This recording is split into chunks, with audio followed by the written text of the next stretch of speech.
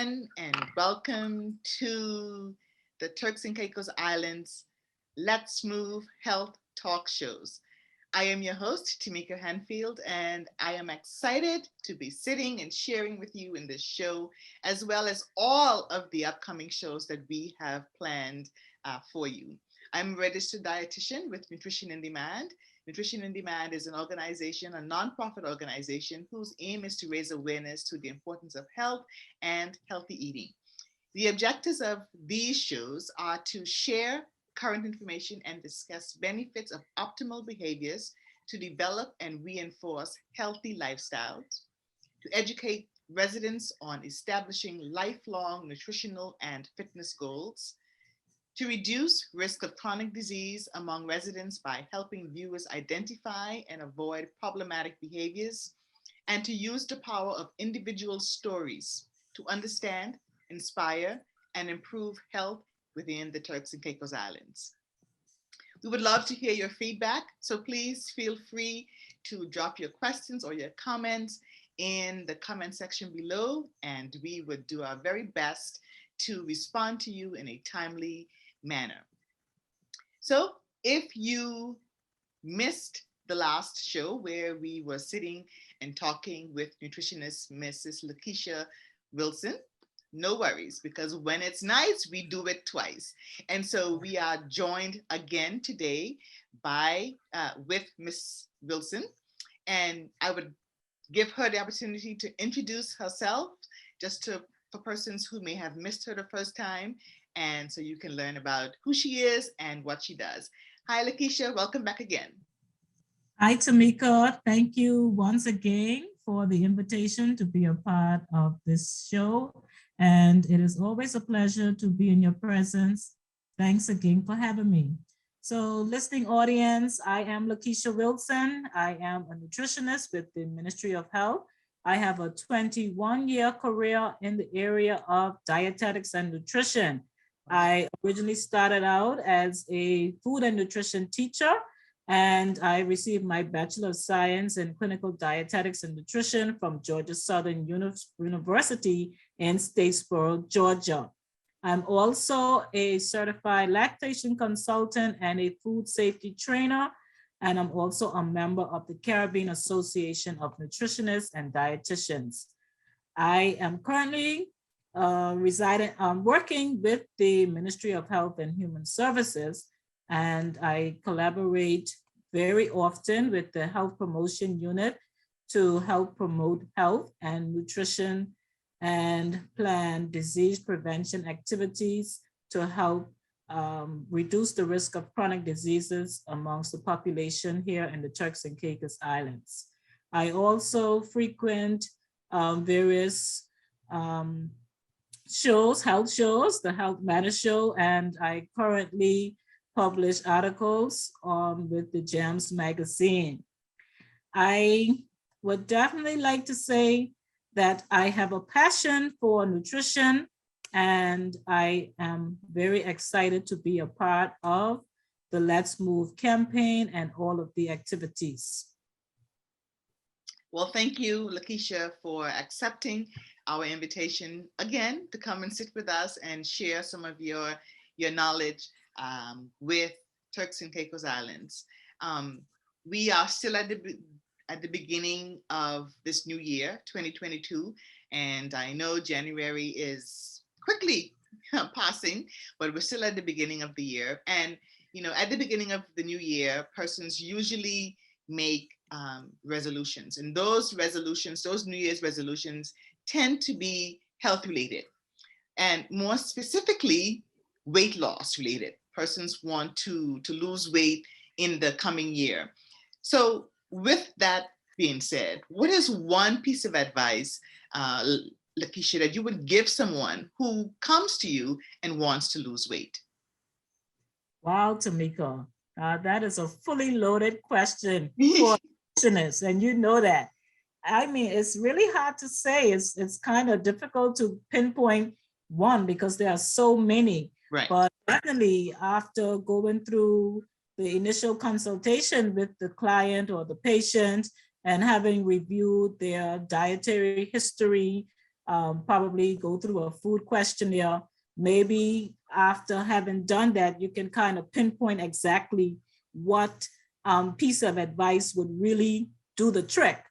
But I would first and foremost start off with stating that maybe not skipping breakfast, avoid skipping breakfast would probably be my first or go-to tip, because breakfast is the most important meal of the day. And it is very critical when it comes to weight management to ensure that we start off our day with a healthy breakfast and start off our day with a meal to break the fast through the night, and to ensure that we avoid the hunger cravings and the desire to be eaten more frequently or to be eating in excess because we did not get the food that we should have eaten in the morning to help fuel or power our day. So I would definitely say that breakfast would be having breakfast or avoid skipping breakfast would be my go-to tip to ensure that that person is able to maintain a healthy weight and help to ensure weight loss. Wow, I'm so happy that you mentioned that as the piece of advice that you would give to the person, because one of the things that I hear a lot is persons saying, I don't eat throughout the day. I hardly eat throughout the day. I don't eat breakfast. I don't eat lunch. I have one meal for the day, and yet I'm not losing weight. Why am I not losing weight? Can you explain briefly to that person why they're not losing weight, even though they just eat one meal a day and they tend to skip those other meals?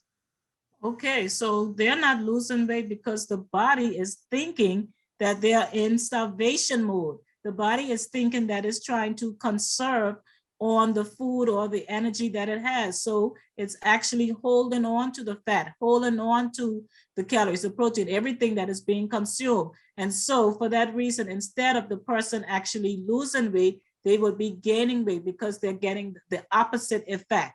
So the body is thinking that it has to conserve, it has to save. So if you're doing that, you're defeating your purpose. So you might want to recheck that. Right. I mean, and in essence, they're confusing the body, right? Because they are thinking that if I don't eat breakfast and lunch and I just eat one meal, then I'm eliminating those calories that, I didn't have in those meals. But then the body is saying, from a physiological standpoint, is saying, you know what, I'm not sure when you're going to feed me again. So I'm going to slow down my metabolism. I'm going to slow down everything that's happening inside the body to conserve on the energy that I have now. So in the event you don't feed me again for the next 5 days, I can still survive. That's what's happening in the body.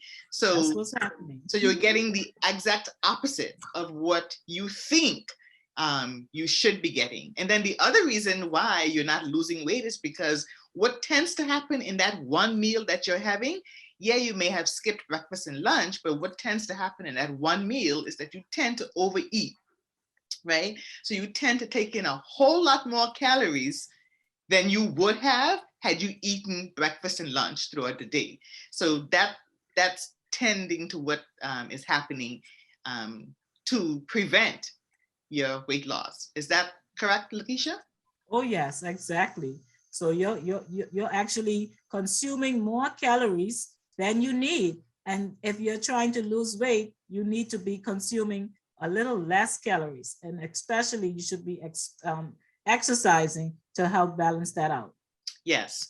And I'm glad that you mentioned calories. Now I saw a meme some years ago, and it says, so the question was, what are calories?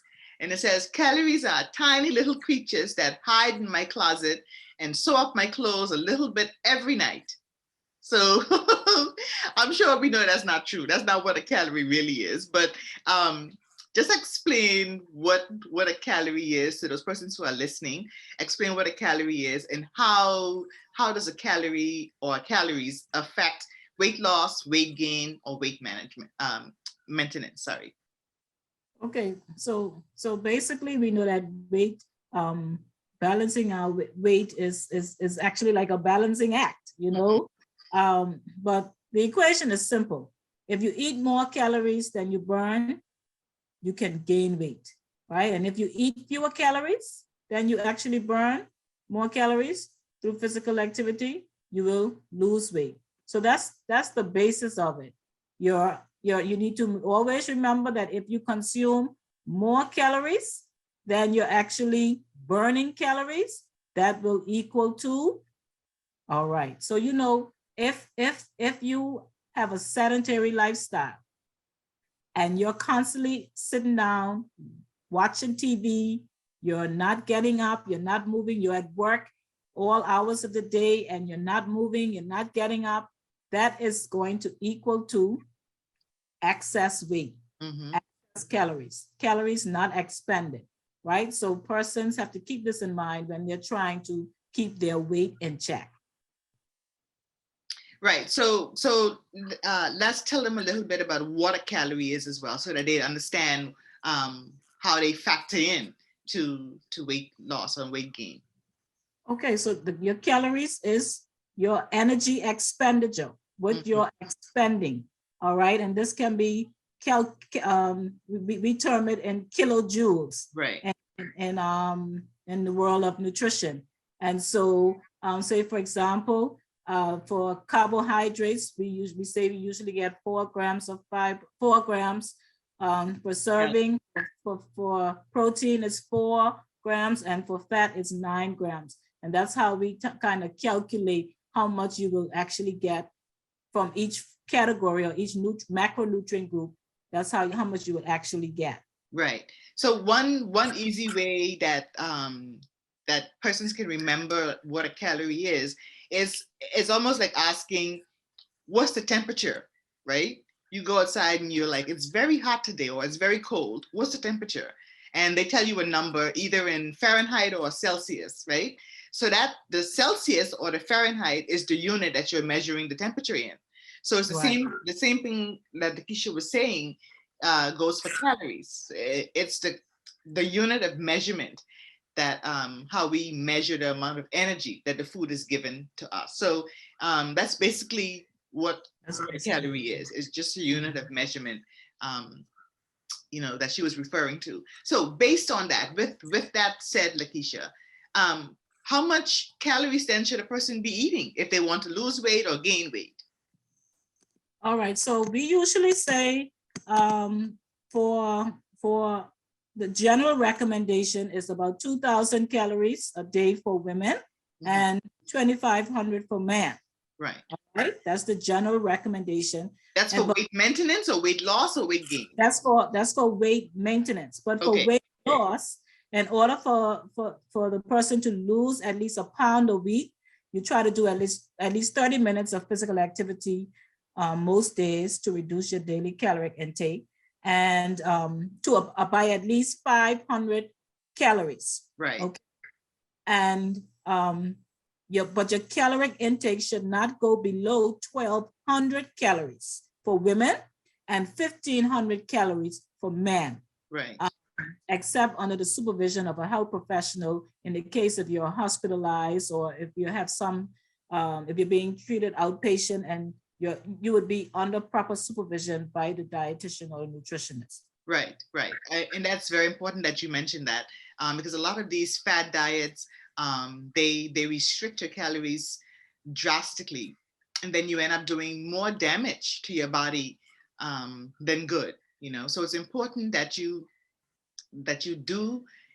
try to lose weight or try to gain weight, and the same is true for weight gain as well, because there are people who actually want to gain weight for medical reasons as well. So it's important that you do these things, or you make changes to your diet with the help of a health professional. Now, one thing that we spoke about in the last show when we sat down with Lakeisha is we talk about some of the pitfalls of the TCI diet. Let's go a little bit deeper in some of the pitfalls of the local TCI diet, Lakeisha. What are some of those pitfalls? We tend to eat too many carbs. We tend to have too many carbohydrates on one plate at one time, and we're not spreading it out throughout the day and allowing for even distribution of the carbs as opposed to a one-time large consumption of carbs. And this large consumption of carbs can help to lead to insulin resistance, or it can help to overload the system with so much glucose that you have an overproduction or overworking of your hormones and the insulin hormone, and you tend to have a metabolic catastrophe, things that are going out of whack, things that are imbalanced. And so we like to highlight the importance of portion control and having balance and having even distribution of your carbs throughout the day. So you can simply use the palm of your hand or your fist to help guide you with that, as opposed to just loading up and having rice, potatoes, and macaroni and cheese all in one plate. And that's how the TCI plate looks, right? We eat it Sunday, then we have it for lunch again on Monday, Tuesday, and so just in the event that you may be a little confused as to what Lakeisha is saying, when she talks about overloading on carbohydrates, is she's basically saying that we are having too much carbs in one sitting. So our plate, how does the TCI plate look? Let's visualize what the TCI plate looks like, right? We tend to have a plate of peas and rice, right? And then on the side, we have to have sides, right? We have potato salad, which is another carb. So rice is a carbohydrate food. Potatoes is a carbohydrate food. Then we're gonna have macaroni and cheese as well as another side. Pasta is another high carbohydrate food. And then we're gonna have a whole half of the chicken on whatever space is left. And then on top of all of that, just to, I guess for good measure, we have one lettuce leaf and one slice of tomato. Yeah, it gotta look good. The plate gotta look good, no? We throwing some color in there. So, I mean, that's how the TCI plate looks, right? And then we turn around and we blame carbs. We say carbs are bad for you. And if you missed the last show where we sat and talked with Lakeisha, that was one of the points that we talked about in depth, that carbs are not inherently bad for you. It's just how much carbs we tend to eat, and our love affair with carbs in the Caribbean that we have, right?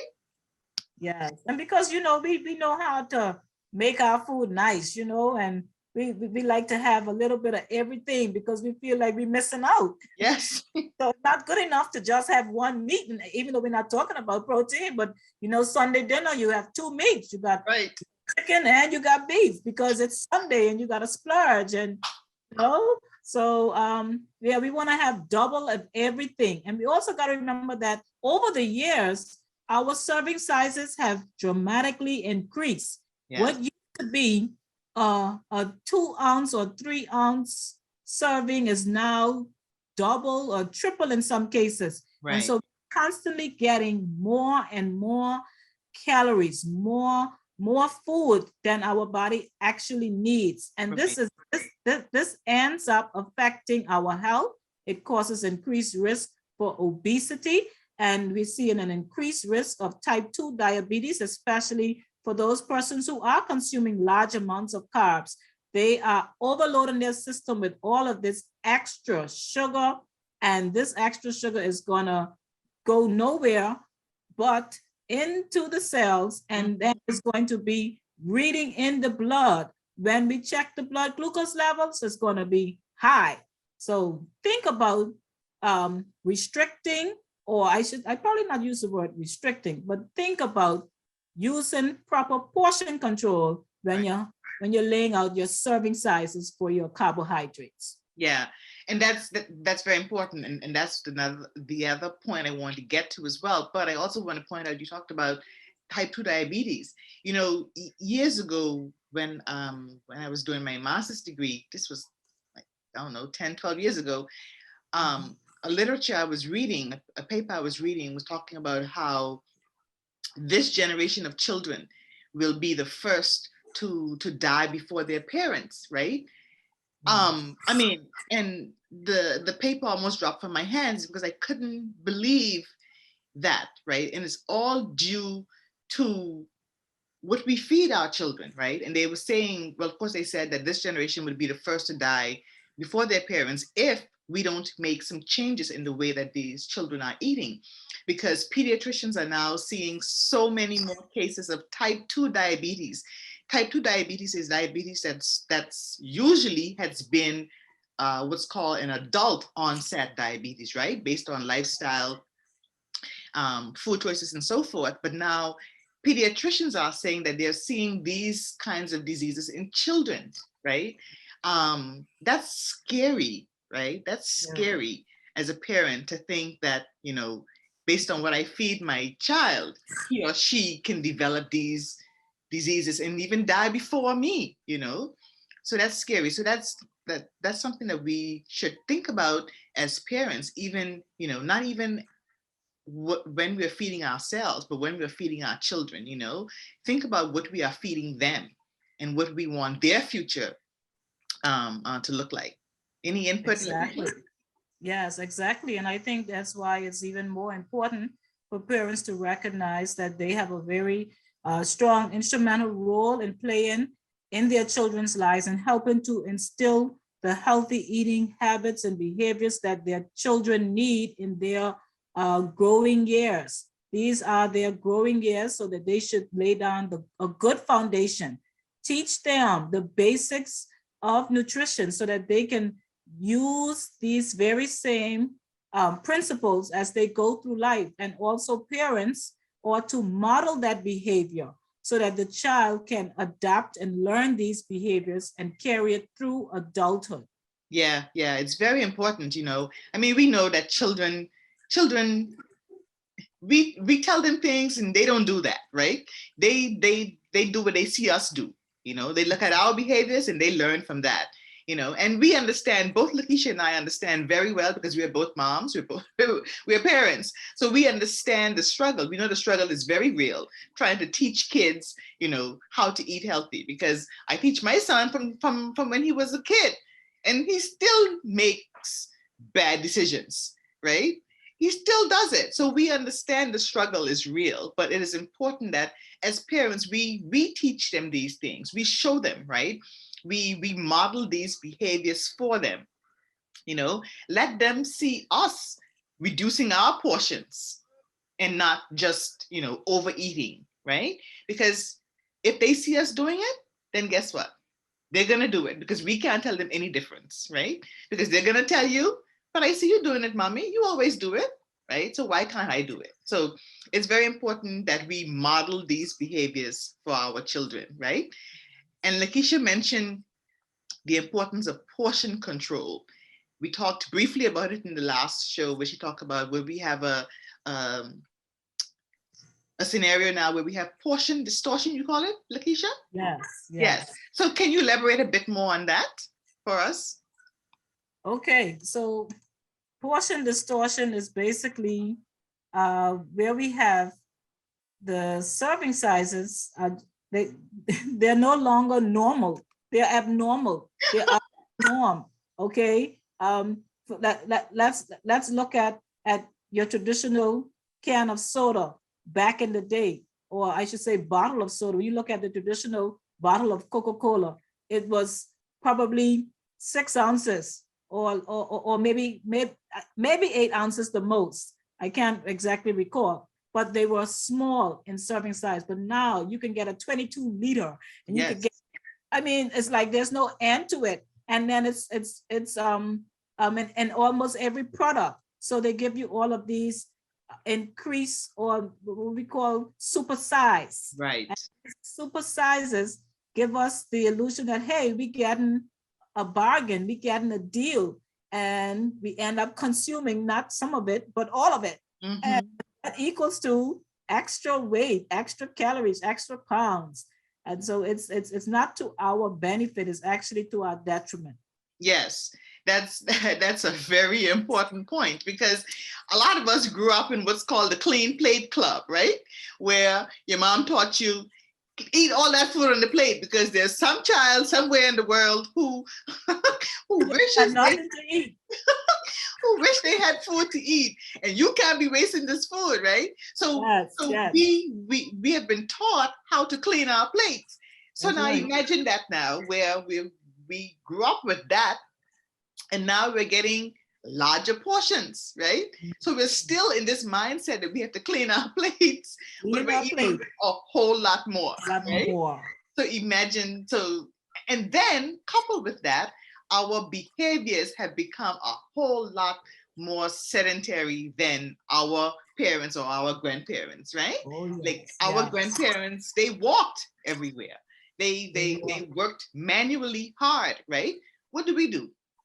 We What do we do? get Sit in our before the car, TV. we drive to work, we get our car, go up a couple flight of stairs, if that much, sit down to a desk for the next how many hours of the day, you know, we get up, go back in our cars, drive back home, and then we sit and watch TV or whatever until we go to bed, right? So Yes, our yes. lifestyles are a whole lot more sedentary, and this is why it's so important. And I'm so glad that the Sports Commission has come up with this initiative, the Let's Move campaign, to highlight the importance of movement and activity and being active, right? So kudos to the Sports Commission. And I think this is a great place for us to take a quick break, and to hear from all of our sponsors, and to say thank you, to all of our sponsors. So don't go anywhere. Stay tuned. We'll be right back.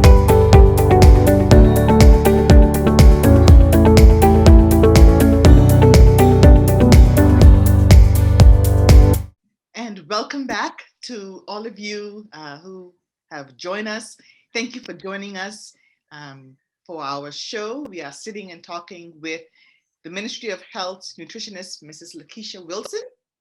This is her second, show with us. And I said at the beginning that when it's nice, you have to do it twice. And so we are thankful that she has accepted our, invitation to come and sit and talk with us.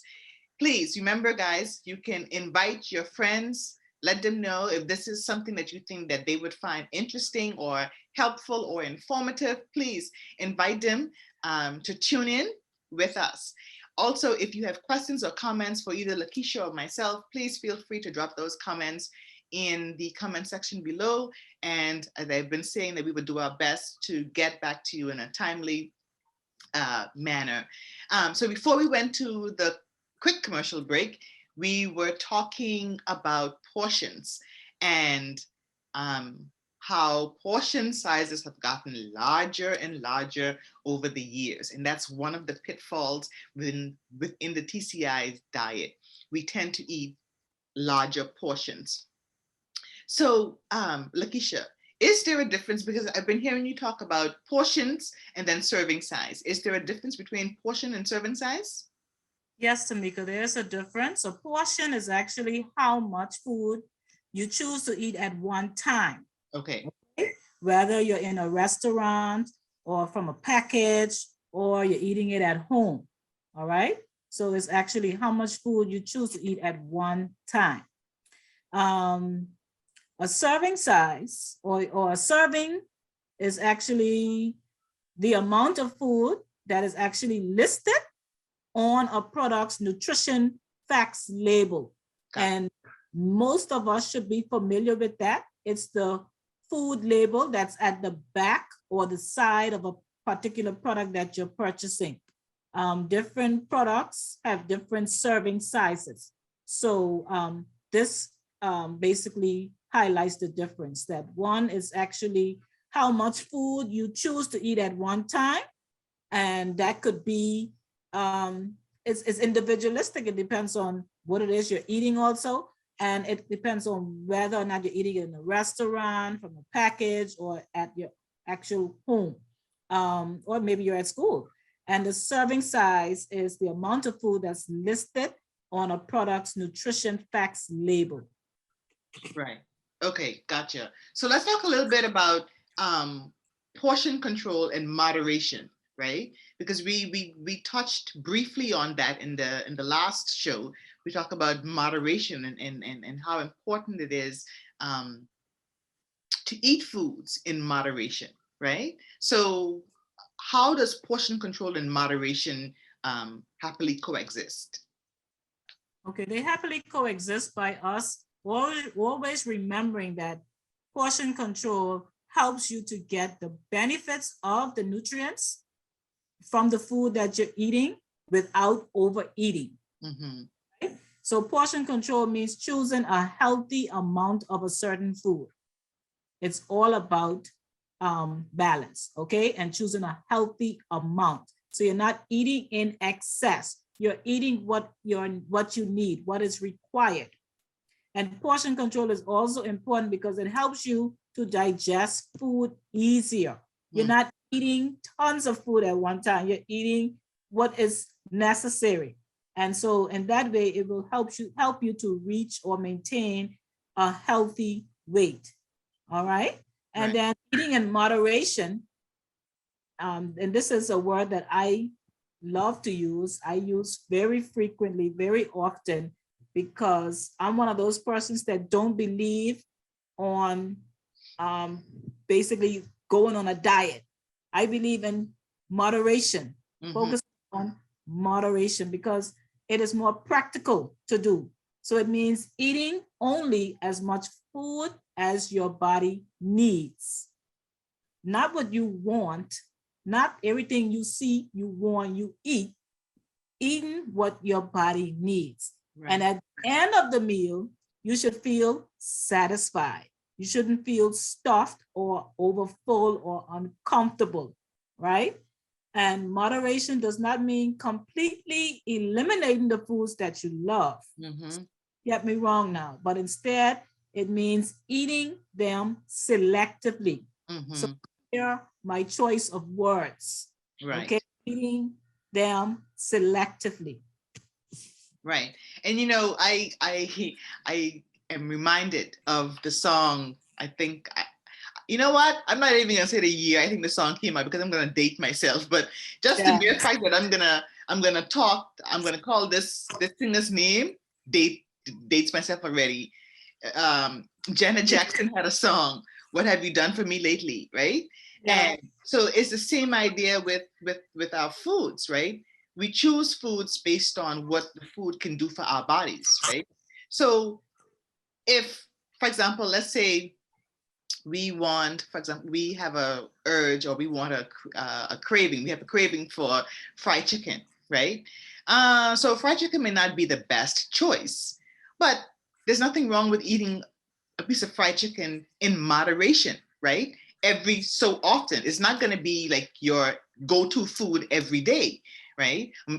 But this is where moderation comes in, right? So you can satisfy that craving that you may have and then go back to eating a healthful diet, right? Because we know fried chicken may not be the healthiest choice, right? But this is the idea of practicing moderation, right? We choose foods based on how they can help our bodies, right? Because remember what we've been saying in this show as well as in the previous show with Lakeisha is that we are what we eat. So if we eat junk, then our cells are going to be built on junk or built of junk, right? But we really need to be making food choices that support good growth, especially in children, and optimal health in us as adults, right? So that's the idea behind choosing foods based on what they can do for your body and moderation. Correct, Lakeisha? Correct.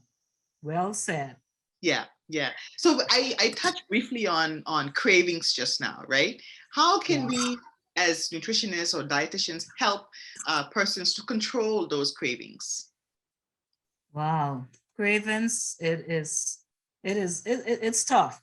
It's tough, isn't it? It's one of those things that really can sabotage your weight loss effort. Yes. It's a real challenge. But it's not impossible to control, and it's really mind over matter. You really have to be strong and be firm. So you can tell persons to eat more often. Eating a few hours can actually help you keep your blood sugar levels steady. And this is very key in helping to make you less likely to desperately crave something to eat. Because once your blood sugars are stabilized, you are less inclined to have the desire to want to eat or binge eat or pick here and there. So split your breakfast and lunch into 2 portions. So you have something to munch on in between each meal, if that's the case. Or you make sure that every 2 to 3 hours, you're having something, or 3 to 4 hours, you're having something within that time window to avoid the hunger cravings. Right. Eat slowly. We cannot overemphasize this enough. And I'm sure Tamika would agree with me that persons are not taking their time to eat. We are chunking down and munching down the food. We're doing the multitasking while we're eating, we're driving, we're talking, we working, we're doing everything while we're eating. So we're distracted. So we're conscious of how we're eating. So eat slowly. It actually can take up to 20 minutes for your stomach to send the messages to your brain and tell you that it's actually full. So if you slow down and savor each bite, really enjoy the food, reaching for a candy or chocolate or that ice cream, like my favorite pet peeve, after dinner may seem less appealing because you be satisfied, right? Distracting yourself. If you distract yourself, you take your mind off of it. You divert your attention elsewhere. So if a craving strikes, do something else until it passes. Yeah, I think that's a good trick. Exercise or go for a walk. Yeah, I was going to say exercise would be a good distractor. Call a friend. Sometimes you end up talking till you didn't even realize that you were hungry anymore. Right. Right. And then anything that you need to do to keep yourself busy, just do it. And if you're still hungry after 30 minutes, then you could probably have a little snack. And probably that would be a healthy snack, like a fruit or veggie or some lean source of protein. Those are all good options. You could also make smart substitutions.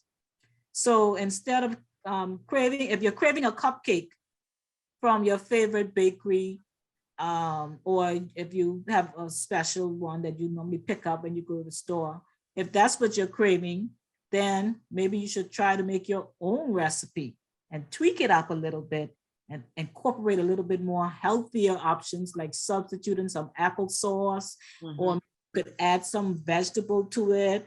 You could add some ground flaxseed if it's a muffin, for example.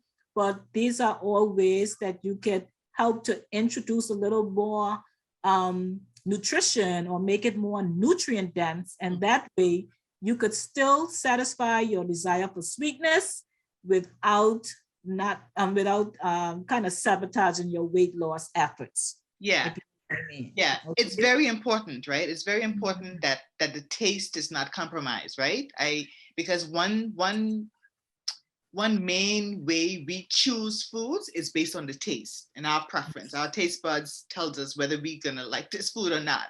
And so when you are choosing food for nutrition, of course, you have to find food that you like and that will also be good for you, right? So Lakeisha was given tons of tips on, how you can substitute those foods, right? So you can add various healthier ingredients to the muffin, for example, or the cupcake, right? So you're still satisfying the craving, but then you're substituting some of the unhealthy ingredients that may be used. So instead of some of the oil, you're using some applesauce, and it helps to not compromise the taste, but also it helps with upping the nutrient density of the food. So that's one easy way that you can help to control your cravings. Another one is to, like she mentioned earlier, keeping your blood sugar stabilized. So never go to the grocery store when you're hungry. right? No, that's a no-no. If you go to the grocery store when you're hungry, you're going to find yourself buying all kinds of unnecessary things, right? Yeah. So, as a matter of fact, if you don't believe us, try it one time, right? Go to the grocery store when you're hungry. You're just going to be buying, impulsively, right? You see chocolate, you want chocolate. You see this, you want that. So do not go to the grocery store when you're hungry. That's another easy way to prevent, buying impulsively or buying foods to satisfy your cravings. We're going to take one quick commercial break. We're almost to the end. Almost our time has almost gone already. Can you believe it, Lakeisha? But when we come back, I want to talk to you a bit about some more practical tips and suggestions on how we can aid weight loss.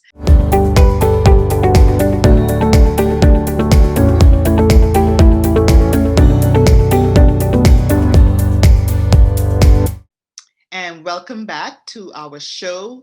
We are sitting and talking with nutritionist Mrs. Lakeisha Wilson from the Ministry of Health. Um, and we have been talking about a wealth of information. I have been enjoying it, and we hope that you have been enjoying it as well as learning lots from the conversation so far. So we want to talk about some tips and suggestions to aid in weight loss, and Lakeisha touched on one of them just before we went to the break. She talked about mindful eating. She talked about not multitasking when you're eating, right? And the term for that is mindful eating. So you're not. That simply means that you're not on your phone when you're eating. You're not just shoveling food. You're not on social media scrolling, looking at somebody's TikTok. You're not at your desk working during lunchtime, but you are actually focus and paying attention to what you are doing, to the task at hand, right? And we mentioned before how that helps to let the brain knows. The brain is then connected with the body and the stomach, and they can send signals that says, okay, I'm satisfied. I'm not stuffed like a turkey, but I'm satisfied. I can Yeah. stop eating now. So um, that's one very important tip that will aid weight loss: being mindful and being present in your eating schedule. What are some other tips, Lakeisha? Okay, so I would definitely say be mindful of your daily food intake. Be mindful of your daily food intake. You could keep a food diary, Mm-hmm. a food journal. That's a good way to help you visualize it and you're actually seeing what you're eating. And it's a good tracker. So it can help you to be alerted to problem foods or possibly a deficiency or a deficit, what you're lacking. And you can actually see it on paper and you can make the changes. Okay. Reading your food labels. This is key because a lot of times we don't realize that we are getting a lot of extra sugars or added sugars. We're getting a lot of excess sodium or salt. And so reading your labels, making sure that those food items or nutrients that need to be in adequate supply, that you're getting good amounts, and those that need to be reduced or limited in your diet, that you're getting lesser amounts. So things like cholesterol, sodium, saturated fat, when you're reading your labels, sugar, you want to make sure that they are on the lower end. If you're looking at the percent daily value, you look at if it's 10% or less, then that means it is not a significant source. And so those, you want them to be on the lower end. And then things like the nutrients and vitamins, minerals, you want them to be over 10%. You want them to be giving you a significant source. So you want them to be over 10%, okay? And eating slowly. I cannot overemphasize this enough. And enjoy the meal, as Tamika just said. Eat slow, enjoy your meal, savor the moment, and allow for digestion, proper digestion to take place. Yes, very, very important tips, Lakeisha. that, Yes. we practice, eat slowly, keep a journal of the foods that we eat. It doesn't have to be, now we have so much technology, we don't even have to write it down all the time. You can just put it in your phone. There's all kind of apps that you can use, that you can just input the food and the amount that you've eaten, and it calculates all of the calories for you, and it tells you and it keeps a running tab of all of the calories that you've taken in for the day. And then when you exercise, it tells you again how much calories you just burned during that activity, based on your height and your weight and so forth, your age as well. And so it keeps a running tab of how much calories you've taken in versus how much calories you just expended or spent, right? And it gives you an idea as to where you are. Briefly, let's talk about how much calories each person needs, whether to lose weight or to gain weight. Okay, so we tend to tell persons that you want to try to aim to lose about 1 to 2 pounds a week. All right, so 1 to 2 pounds is considered healthy weight loss. Right. So don't feel bad and beat yourself up when you look at the scale and you're not seeing this drastic weight loss and you feel like you're not getting anywhere. Also look at inches. Look at and you should be also measuring the inches, because you should be experiencing some weight loss in that regard in terms of inches. Your waist circumference. You want your waist circumference to be decreasing as you begin to make the dietary changes and you're increasing your exercise. You should begin to see some contraction in that area, right? So you may not necessarily be going down on the scale and seeing those drastic numbers, but don't be discouraged. Be encouraged, because you still are achieving a lot and you're achieving great success if you're actually going down in inches. So remember that you're not just looking at weight in pounds, you're also looking at your weight contraction in inches. Right.